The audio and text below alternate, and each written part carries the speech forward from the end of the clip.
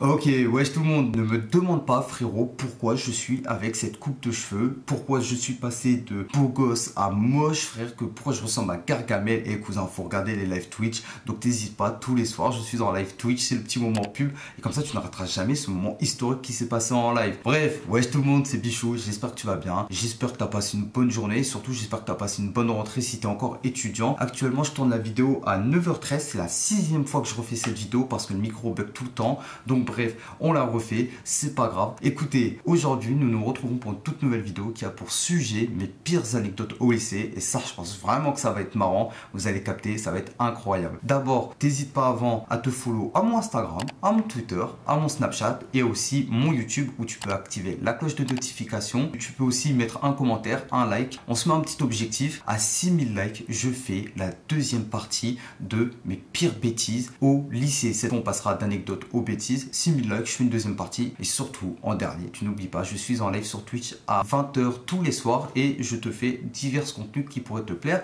Donc si tu veux discuter avec moi, hop, tu viens et ça fait plaisir. Bref, on se retrouve pour la première anecdote.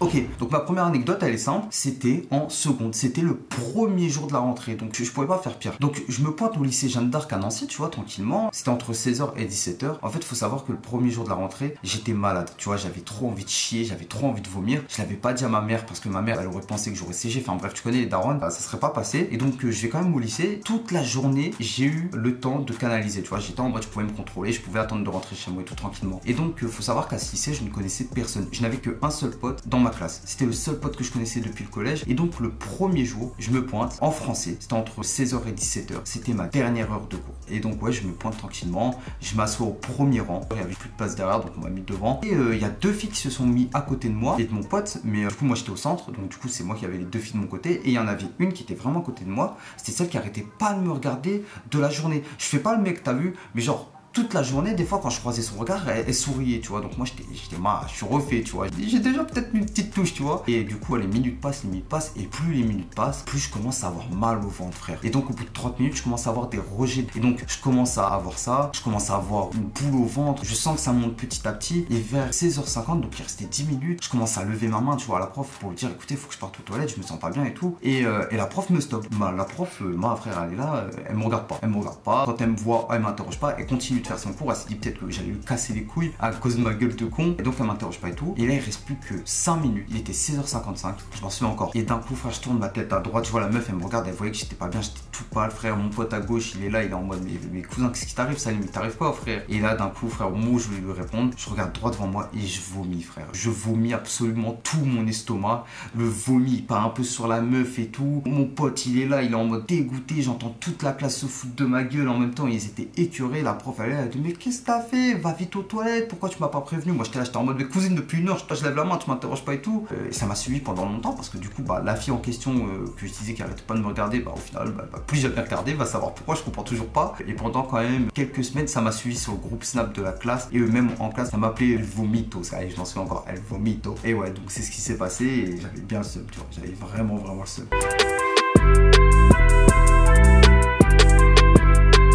La deuxième anecdote, qu'est-ce qui s'est passé? C'était en première vers janvier. On commence un nouveau cycle de sport en EPS, c'est le volleyball. Et donc au gymnase, tu vois, quand tu arrives, tu te changes dans le vestiaire, chacun va dans son truc, tu vois, tu te changes et tu vas au milieu du terrain en attendant que le prof arrive ou en attendant que le prof fasse l'appel et tout. Et moi, je me pointe avec ma petite tenue, tu vois, donc petit short, basket, j'étais bien, j'avais ma tenue sport Nike, et j'étais refait. Ça, j'étais beau en plus. Et je sais pas pourquoi, mais j'ai un pote, quand je me pointe au niveau du centre, il me parle, tu vois, tranquillement. Et là, il y a un autre mec, tu vois, entre guillemets pote, parce que bon, il y en a beaucoup qui auraient arrté de parler avec ce mec, mais bon, moi, quand on trouve de balle, je continue à lui parler, mine de rien. J'ai ce mec là, j'ai ce fameux pote qui se pointe et qui ne trouve rien de mieux que de me baisser mon short, tu vois. Sauf que en me baissant mon short, il a trop agrippé le short et ça a pris mon caleçon avec. Et donc, du coup, il l'a baissé d'un coup. Et il faut se dire que pendant plusieurs secondes, j'avais ce gay galère, frère. J'avais ma teub, mon frère. Ma teub, elle était là, elle était devant tout le monde. Moi, tu sais, j'ai le temps de réaction, j'ai la seconde où je dois capter ce qui se passe. Je regarde le bas, tu vois, comme un trou de balle. Je regarde en bas, je vois mon skate, tout le monde me regarde et tout. Je remonte le pantalon, je vais vers les vestiaires. À cause de cet enculé, pendant plusieurs secondes, on a vu mon skate, frère. J'ai séché l'heure de sport, frère. Ah, pendant les 2 heures, je suis resté enfermé. Le prof, il fume des crânes. Il arrêtait pas de me dire Salim, tu sors de ce vestiaire. Nanani, tu vas faire quoi? Moi, je dis non, je fais pas cours et tout. Il m'a dit, je vais appeler ta mère. Je lui dirai du coup. Moi, je dis, ah, faites, tu vois. Alors, bon. ma mère m'aurait tué, tu vois. Mais au final, il a quand même capté. Je suis allé dans les gradins et j'ai pas bougé, tu vois. J'étais trop triste, j'avais envie de pleurer, frère. Tout le monde avait vu mon sgeg. Et frère, ça m'a suivi aussi pour mon année de première. Ça m'a suivi parce que du coup, ça a vu mon sgeg. J'avais trop les boules. Je voulais me battre avec le mec, frère. Ça s'est embrouillé. Bon, après, je ne raconterai pas la suite de ça. Ça sera raconté dans une des bêtises parce que du coup, il y a une suite à cette histoire. Donc, je le rappelle, 6000 likes. Je fais la partie 2 de mes pires bêtises au lycée. Et donc, vous aurez le fin mot de cette histoire avec ce fameux pote. On passe à la troisième anecdote.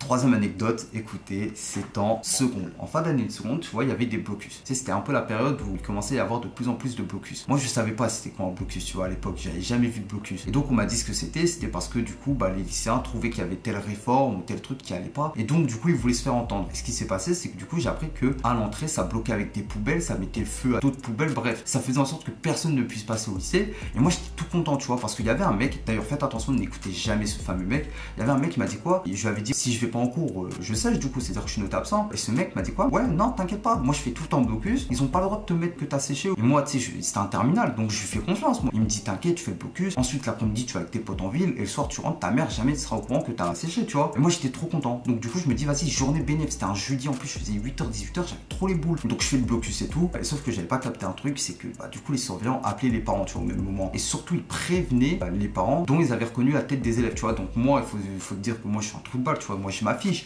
Je suis là, je faisais le bordel et tout. Le surveillant, il m'avait cramé. Il voit que je suis pas en cours. Et il appelle ma daronne et il lui dit, écoutez, votre fils, il fait un blocus. Ma mère, frère. Oh, elle a pas cherché midi 14h. Elle roule à fond en ville. Elle était hystérique. À ce moment-là, elle était énervée. Elle se garde devant mon lycée. Moi, faut te dire qu'à ce moment-là, je la vois toujours pas, tu vois. Donc, moi, je fous le bordel, je fous le bordel, je fous le bordel. Et d'un coup, je vois une main qui se pose comme ça, tu vois. Et là, d'un coup, ça me retourne, tu vois. Ça me retourne fermement. Le temps que je capte, je vois que c'est ma daronne. Pas une ni deux. J'ai pas eu le temps de dire, oh, maman, qu'est-ce que tu fais là? Maman, je t'aime. Oh, salut, maman et tout. Bam! Tu vois, une claque, mon frère, elle a claqué. J'ai eu la marque comme ça. Et tellement que ça a fait du bruit que tout le blocus s'est calmé. Pendant 1 minute, 2 minutes, tu vois. Plus personne ne parlait, plus personne ne faisait le bordel. Tout le monde me regardait. Elle était là, elle criait, mais elle me niquait devant tout le monde. Elle m'a foutu la honte, hein, clairement. Elle me disait, tu peux pas faire autre chose. Tu fais tout le temps de la merde. Tu me fais honte. Mon fils fait un blocus, mais on est où? Tes frères, ils ont jamais fait ça. Elle m'a affiché ça. Elle avait raison. Là, j'en rigole parce que vas-y, c'est bon. Ça date de maintenant presque il y a 3 ans, mais à ce moment-là, frère, je rigolais pas, frère. Ah, je voulais pleurer. J'avais envie de mettre mon sweat, ma capuche, lunettes, casquette et des larmes qui coulaient, tu vois. Mais bref, ça n'a pas marché comme ça. Elle m'a fait monter dans la voiture. Dans la voiture, j'ai remangé des claques et tout, et je l'ai payé cher. Ah oui, je l'ai payé cher, ça. Maman, si tu vois cette vidéo, sache que je t'aime en tout cas, et merci de m'avoir remis dans le droit chemin à ce niveau-là. C'est mes 3 anecdotes dont je me souviens quand même qui m'ont fait relativement honte. Après, il y a autre chose, tu vois, au collège, au lycée, mais on verra si je vous referai une partie 2 de mes anecdotes. Là, pour le moment, on va faire une partie où je vais raconter mes bêtises si on fait les 6000 likes. En tout cas, j'espère que cette vidéo vous a plu. Et puis écoute, il ne me reste plus qu'à vous souhaiter une bonne rentrée les frères. Travaillez bien, bonne reprise à tous. N'oubliez pas, ne faites pas les bandeurs pour des meufs ou les meufs ne faites pas les bandeuses pour des mecs. Travaillez, rendez fiers vos darons, c'est énormément important. Ne les décevez pas, c'est très important. Et même si je sais que ça vous fait chier les cours et tout, il le faut. Il faut avoir votre diplôme, il faut que vous travaillez bien les frères, c'est vraiment important. Et si vous avez le moindre problème, si vous avez envie de discuter, n'hésitez pas. Vous pouvez me contacter sur mes réseaux sociaux. Moi, c'est avec joie que je discuterai avec vous. Et si vous voulez parler d'un sujet sensible et tout, on y va. Je suis là pour vous aussi. Je suis un peu comme votre frère. Voilà, on est un peu frères et sœurs. Sur ce, je vous souhaite à tous une bonne soirée ou une bonne fin d'après-midi. Ça dépend à quelle heure tu vas regarder cette vidéo. Et je te dis à demain pour une prochaine vidéo. C'était Bijou. Prends soin de toi. Ciao, ciao. Gros bisous.